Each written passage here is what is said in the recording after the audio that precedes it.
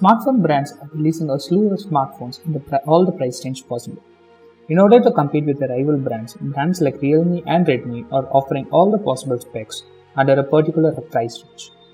This is a win-win situation for the consumers, but people who have bought a smartphone 6 months or a year back now has the fear of missing out of the new latest specs.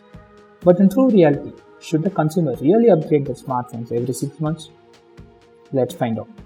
Hey, this is Jay Surya from TechChap, and in this video, let us see if the 2-year-old budget smartphone king, the Redmi Note 5 Pro, holds up in 2020.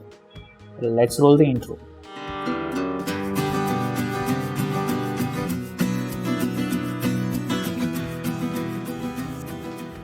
Subscribe and hit the bell icon below to receive notifications for much more awesome videos.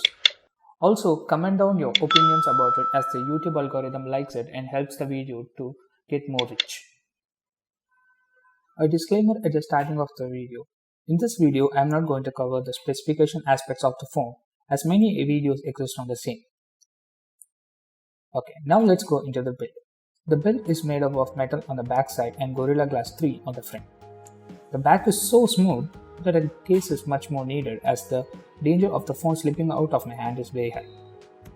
Even though the recent smartphones in this budget has now moved to glass sandwich designs, this build has held up and is still relevant in this era. The Note 5 Pro was the first in its class or its segment to sport a dual camera, which we'll get into the later part of the video. The phone comes only with a micro USB with support for fast charge 2.2. The front of the smartphone shows its age.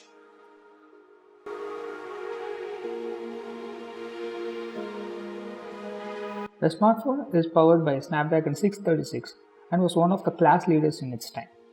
Yes, I have installed the Pixel Experience ROM, but the performance with the MIUI also remains the same, at least for 90% of the time.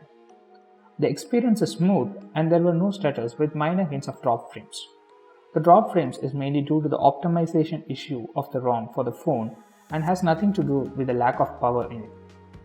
This is the main reason that I would say that the benchmark results don't matter at all and only the end user experience matters, and the software plays a vital role in it. The gaming performance of the phone is good too, as it is able to play PUBG in high settings at medium graphics.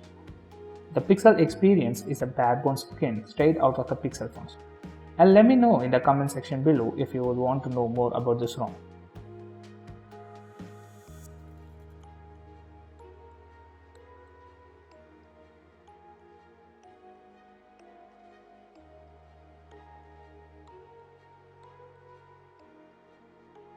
The camera consists of a dual sensor accounting for 12 megapixel main sensor and a 5 megapixel depth sensor. Yes, you have heard that right. The trend to increase the camera count, I would say, has started in 2018 itself. The Pixel Experience ROM has camera to API out of the box, which enables us to install Gcam. The Gcam has similar or identical specifications and features to the Pixel phones, albeit to some of the features proprietary to the Pixel phones. The availability of the Gcam for mid-range phone has propelled the camera game to a different ballgame together. The camera is completely capable of competing with the current mid-rangers, all thanks to this Gcam. Here are some of the snaps and some video out of the Gcam.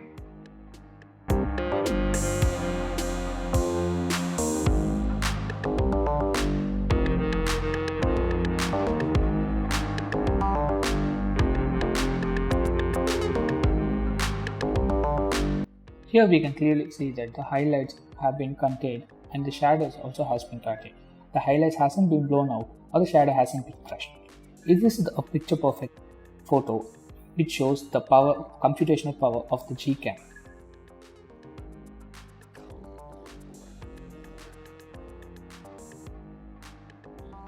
The battery is one key area where the consumers believe the smartphone shows its age over time. This phone especially is powered by a 4000 mAh battery with support for Quick Charge 2.2, which is capable of charging the phone at 18 watts altogether.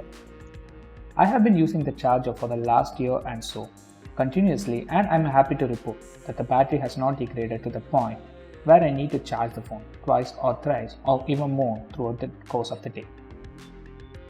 I'm easily able to see through the day with at least 20% in the tank. with an average screen on time of about 6 hours to 8 hours, with majority of the time taken by social media ads in these unprecedented times. Usage is not the same. Altogether, we can see clearly that even though the 2-year-old mid-range will not go head-to-head with the current mid-range smartphones, it will surely trade blows when tweaked to some extent. Again, this video is a testament to the fact that you don't need the current latest specs for your smartphone to check along with the others. So that's all from my side. Meet you all in the next video. Until then, signing off. This is Jay from Tech Chat. Take care.